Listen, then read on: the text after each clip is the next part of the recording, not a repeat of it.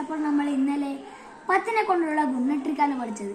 ഇനി ഇന്ന് നമുക്ക് 9നെ കൊണ്ടുള്ള ഗുണ ട്രിക്ക് പഠിക്കാം. കമ്മോ.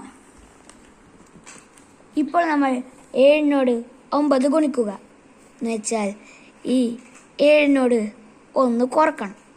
എന്നിട്ട് ഇവിടെ 6 എഴുതുക.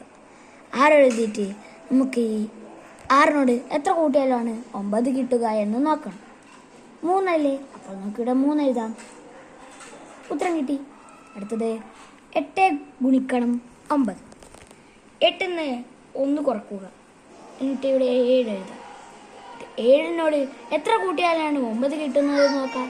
2 72.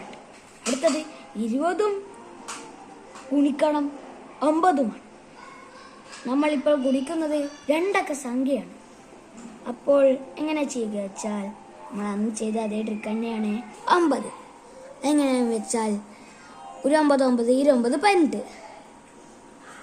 എന്നിട്ട് ഈ 0 എടുത്ത് നേരെ ഇവിടെ ഇടാം. 180. അടുത്തത് 30 ഗുണിക്കണം 9 ആണ്. അതെങ്ങനെ ചെയ്യുക വെച്ചാൽ ഒരു 9 9 29 18 39 27 27 എഴുതുക. ഈ 0 നേരെ എടുത്ത് ഇവിടെ ഇടുക. 270.